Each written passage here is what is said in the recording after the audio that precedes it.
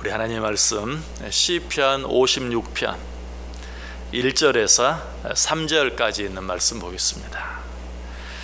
시편 56편 1절, 2절, 3절입니다. 우리 다 같이 한 목소리로 읽습니다.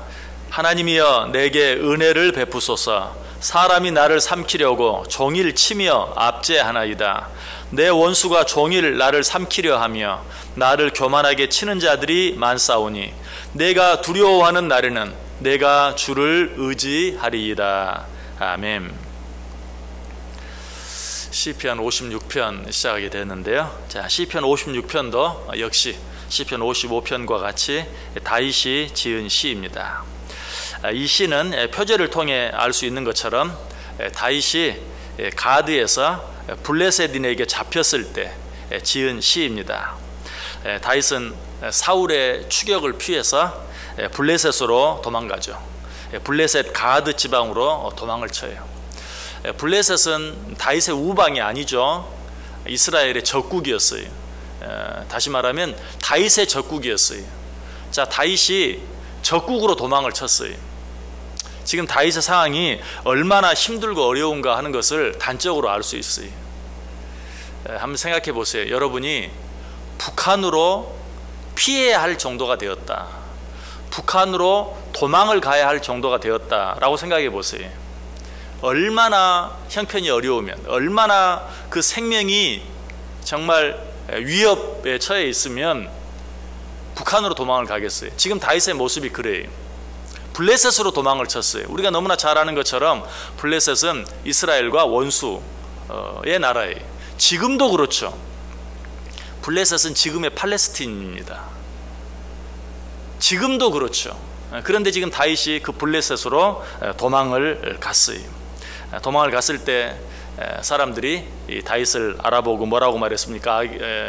블레셋의 가드 왕에게 저는 적국의 왕이다 라고 이야기합니다. 그리고 저가 전쟁에서 승리하고 돌아왔을 때 사람들이 사울의 죽인 자는 천천히요 다윗의 죽인 자는 만만이라고 춤추며 노래했던 자입니다. 이 말을 들은 블레셋 왕의 마음이 어떠했겠어요? 아니 그래? 이스라엘에서 그렇게 인기가 있는 사람이란 말이야? 이스라엘 백성들이 그렇게 높이는 사람이란 말이야? 하면서 자기 자신이 좀 위험을 느꼈겠죠. 그러자 다윗이 어떻게 합니까? 아, 이러다가 내가 여기서도 죽임을 당하겠구나. 그래서 거기서 미친 채 하죠. 침을 질질 흘리면서 대문에 그적거리는 미친 사람 행세를 합니다. 그러자 그때 이 블레셋 왕 아기스가 뭐라고 말합니까? 내게 미친 사람이 부족해서 미친 사람을 또 데려왔느냐? 좀 노골적으로 말하면 아니 이 나라에 미친놈이 부족해서 미친놈을 또 데려왔느냐? 그리고 다윗을 쫓아내버리죠. 어쨌든 그렇게 해서 다윗은 간신히 목숨을 구했어요. 자, 이런 상황 가운데서 지금 다윗이 이 시를 지었다. 다윗의 상태가 얼마나 힘들고 얼마나 어려운가 하는 것을 우리가 너무나 잘 알 수 있어요. 자, 이러한 때에 다윗이 지금 하나님께 기도합니다. 하나님이여 내게 은혜를 베푸소서. 사람이 나를 삼키려고 종일 치며 압제하나이다. 내 원수가 종일 나를 삼키려 하며 나를 교만하게 치는 자들이 많사오니 내가 두려워하는 날에는 내가 주를 의지하리이다. 얼마나 힘들고 어려웠으면 적국으로 도망을 갔겠어요. 또 그 가운데서도 안전하게 피하지 못하고 또 그 가운데서 또다시 미친 채 하면서, 그래도 한 나라의 왕이었는데 미친 척 하면서까지 또다시 도망을 가야 하는 그런 힘들고 어려운 상황 가운데서 지금 하나님께 기도하는데 그 기도의 첫 마디가 무엇이었습니까? 하나님이여 내게 은혜를 베푸소서. 너무나 당연한 외침 같지만 얼마나 귀한 외침인지 몰라요. 여러분, 우리 가운데 이 하나님의 은혜가 필요하지 않은 사람은 한 사람도 없어요. 아니, 이 하나님의 은혜가 없이 단 하루라도 살아갈 수 있는 사람이 없다는 사실을 우리가 알아야 돼요. 어떻게 보면 평안한 것 같아요. 아무 문제가 없는 것 같아요. 그러나 우리 주위에는 얼마나 많은 죽음의 위협이 도사리고 있는지 몰라요. 사람들은 결국 그 죽음의 위협을 피하기 위해서 애쓰며 노력하며 열심히 사는 거예요. 과학이 극도로 발전했습니다. 의학이 극도로 발전했습니다. 과학이 발전하고 의학이 발전하게 되는 이유도 무엇입니까? 결국은 죽음이 두려운 거예요. 그 죽음의 두려움으로부터 한번 자유롭게 살아보기 위해서 사람들은 연구하고 또 연구하고 노력하고 또 노력해서 과학이 이렇게 발전하고 의학이 이렇게 발전하게 되었어요. 여러분, 그런데 과학이 그렇게 발전하고 의학이 발전해서 우리로부터 죽음의 두려움이 조금이라도 줄어들었습니까? 아니, 그러면 그럴수록 죽음의 두려움은 점점 더 많아지는 거예요. 단적으로 예전에 집을 나서면서 죽음의 위협을 느끼는 사람은 별로 없었어요. 그런데 과학이 발전해서 사방에 차들이 그냥 이렇게 달리고 저렇게 달리고 하는 이런 상황 가운데서는 어때요? 대문을 나서면 죽음의 위협에 맞닥뜨리는 거예요. 그래서 학교 가는 아이들을 보고 부모가 뭐라고 말합니까? 차 조심해라, 길 조심해라, 또 사람 조심해라. 옛날에는 그런 말 할 필요 없었어요. 그러나 지금은 그렇게 말해야 돼요. 왜? 곳곳에 죽음의 위협이 있어요. 그래서 다윗은 실제로 그렇게 고백하죠. 사망과 나 사이가 한 걸음 차이다 라고 이야기하고 있어요. 이 말은 무슨 말이에요? 정말 내가 지금 사망의 문 앞에 누워있다 라는 그런 말이죠. 사망과 내 사이가 한 걸음뿐이다. 여러분, 이런 가운데서 우리는 하나님의 은혜가 없이는 단 한 하루도, 아니 단 한순간도 살 수가 없어요. 새벽마다 나올 때마다 우리는 늘 하나님 앞에 이렇게 고백하면서 감사할 수 있어야 돼요. 예레미야가 그러했던 것처럼 여호와의 인자와 긍휼이 무궁하심으로 우리가 진멸되지 아니함이니이다. 이것들이 아침마다 새로우니 주의 성실이 크도소이다. 무슨 말이죠? 이 아침, 이 새로운 한날의 아침에도 하나님께서 내게 긍휼을 베풀어 주시고 은혜를 베풀어 주셔서 내가 이 새날을 맞이할 수 있었습니다. 하나님이 내게 은혜를 베풀어 주지 아니하였으면 오늘 이 하루도 나는 만나지 못했을 것입니다. 하나님이 이 하루 나에게 은혜 베풀어 주지 아니하시면 이 하루를 나는 살아갈 수조차 없습니다. 이런 고백이 우리 속에 있어야 돼요. 다윗은 이런 사실을 알았던 사람이, 그래서 그토록 어려운 가운데서 그가 하나님 앞에 외친 첫 마디가 무엇이었다고요? 하나님이여 내게 은혜를 베푸소서. 하나님의 은혜가 아니면 나는 살 수 없습니다. 하나님의 은혜가 아니면 이 어려움 가운데서, 이 위험 가운데서 나는 벗어날 수 없습니다 라고 고백하고 있는 것이, 이 고백이 우리의 고백이 될 수 있어야 돼요. 여러분, 우리가 때때로 우리 주위에 아픈 사람이나 병든 사람이 있으면 신방을 갑니다. 병문안을 합니다. 그때 어떤 생각을 합니까? 저 사람은 죽음의 위험에 처해 있고 나는 안전한 것처럼 생각합니다. 그러나 사실 그렇습니까? 아니, 어쩌면 병원에 누워있는 그 사람이 더 안전할지도 몰라요. 그 병원에 오고 가는 내가 오히려 더 많은 위험 가운데 노출되어 있어요. 그러므로 우리가 어떤 가운데 있든지, 우리 눈에 보기에 어떤 형편 가운데 있든지 우리는 나는 하나님의 은혜가 필요합니다. 하나님의 은혜가 없으면 단 한순간도 살아갈 수 없는 것을 고백하고 오늘 다윗처럼 하나님의 은혜를 구할 수 있어야 돼요. 왜? 하나님만이 우리의 생명을 주관하시는 분이요, 하나님께서는 우리를 죽이기도 하시고 살리기도 하시는 분이시기 때문에 그래요.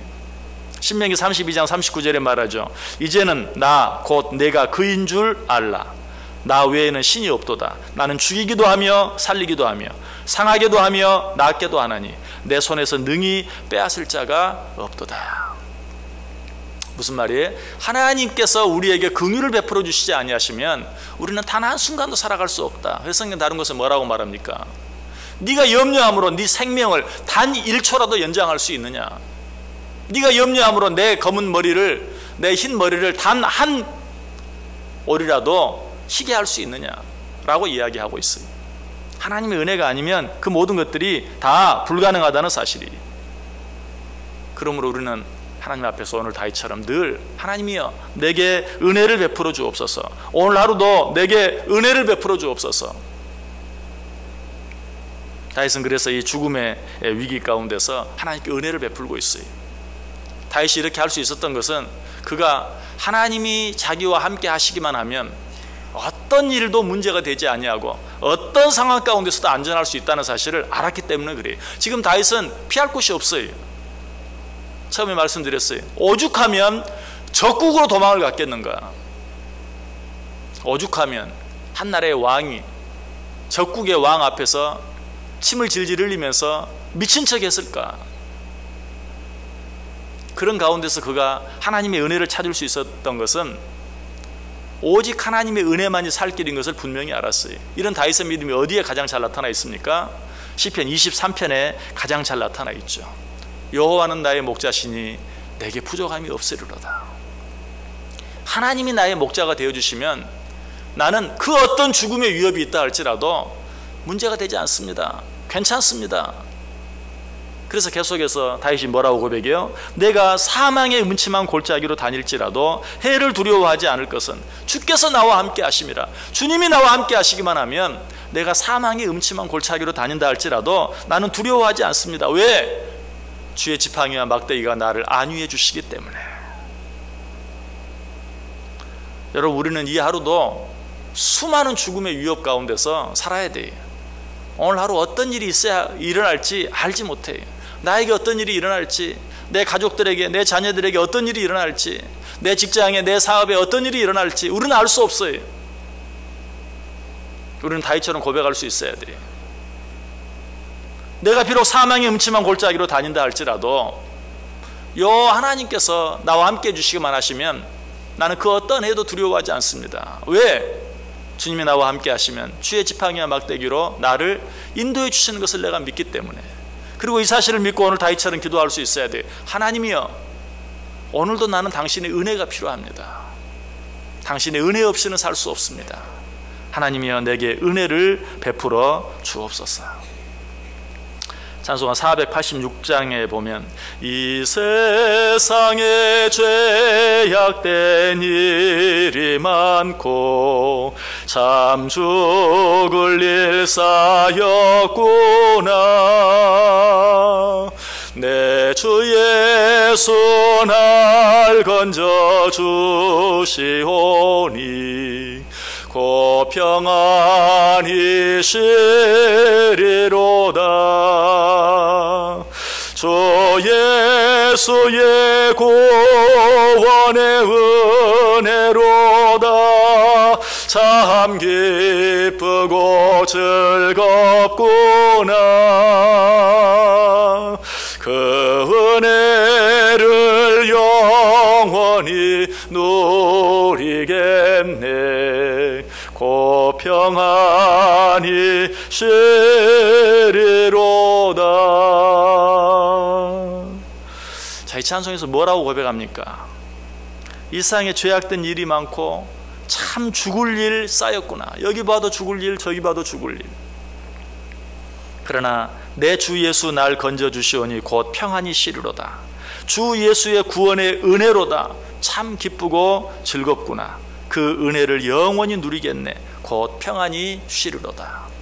우리는 정말 죽을 일이 쌓여있는 가운데 살아가지만 하나님께서 내게 은혜 베풀어 주시면 그 가운데서도 나는 평안히 쉴 수 있고 그 가운데서도 기뻐하며 즐거워하며 살아갈 수 있다라고 우리에게 말해주고 있어요. 여러분, 이 하루 어떻게 살기를 원하십니까? 그냥 지금까지 여러분이 살아온 여러분의 경험, 여러분의 지혜 가지고 살기를 원하십니까? 아니, 그거 가지고 우리는 단 한순간 다 살 수 없어요. 언제 어느 때 내 힘으로는 감당할 수 없는, 내 힘으로는 막을 수 없는 어떤 일이 일어날지 몰라요. 우리는 하나님의 은혜가 필요해요. 하루의 첫 시간에 하나님 앞에 나오는 이유가 그것이어야 해요. 오늘 하루 난 하나님의 은혜가 필요합니다. 하나님의 은혜가 없이는 이 하루 살 수 없습니다. 하나님의 은혜가 없이는 이 하루 내가 자유를 누릴 수 없습니다. 하나님의 은혜가 없이는 이 하루 내가 평안할 수 없습니다. 그러나 하나님이 나와 함께 하시면 비록 내가 사망의 음침한 골짜기와 같은 곳에 산다 할지라도 두려워하거나 염려할 것이 아무것도 없습니다. 주여, 내게 은혜를 베풀어 주옵소서. 오늘 하루 다윗의 심정으로 이렇게 기도하고 이렇게 하나님께 맡기고 이렇게 하나님과 함께 동행하며 살아갈 때 오늘 하루 저와 여러분의 삶 가운데 정말 하나님의 은혜가 넘치는, 그래서 우리 입에서 여호와는 나의 목자시니 내가 부족함이 없으리로다 라고 감사하며 찬송하며, 비록 복잡하고 피곤하고 힘들고 어려운 세상이지만 주 안에서만 누릴 수 있는 참 평안을 누리고 참 자유를 누리고 무엇보다도 참 안식을 누리며 살아가는 복된 하루 되시기를 주님의 이름으로 간절히 축원합니다.